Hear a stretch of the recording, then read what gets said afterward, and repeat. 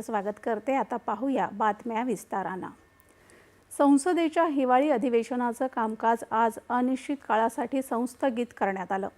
लोकसभेचे अध्यक्ष ओम बिर्ला यांनी ही घोषणा केली। 18व्या लोकसभेच्या 6व्या अधिवेशनात 15 बैठका झाल्या, त्यामुळे लोकसभेची उत्पादकता 111% राहिली, अशी माहिती बिर्ला यांनी दिली।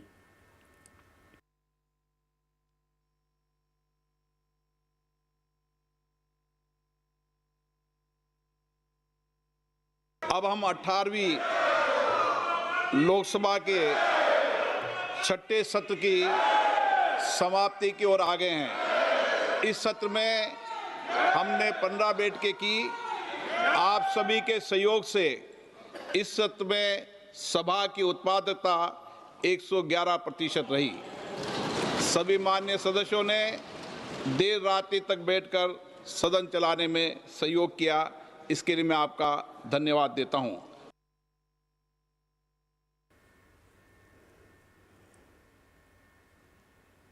राज्यसभेचं कामकाज देखील संस्थगित करत असल्याची घोषणा सभापती CP राधाकृष्णन यांनी केली।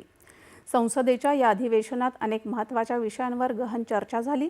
वंदे मातरम, निवडणूक सुधारणा, रोजगार, विमा क्षेत्रातल्या सुधारणांबरोबरच ऊर्जा सुरक्षा यांसारख्या महत्त्वाच्या विषयांवर दोन्ही सभागृहात विचारमंथन झालं। या अधिवेशनात 5 महत्त्वाची विधेयकं मंजूर झाली। यामध्ये विकसित भारत रोजगार हमी उपजीविका विधेयक, शांती विधेयक, विमा सुधारणा विधेयक, निरसन आणि सुधारणा विधेयकांचा समावेश आहे। दरम्यान काल राज्यसभेत जी-रामजी विधेयकावरील चर्चेच्या वेळी गदारोळ करणाऱ्या 8 खासदारांविरोधात भाजपानं राज्यसभेत हक्कभंग नोटीस दिली। काँग्रेस, द्रमुक आणि तृणमूल काँग्रेसच्या खासदारांनी सभागृहात केलेलं गैरवर्तन लोकशाहीमध्ये अतिशय लाजिरवाणं आहे। या खासदारांना अर्थसंकल्पीय अधिवेशन कामकाजात सहभागी होण्याची अनुमती देऊ नये, अशी आपली मागणी आहे, असं भाजपा खासदार निशिकांत दुबे यांनी सांगितलं। विकसित भारत रोजगार हमी उपजीविका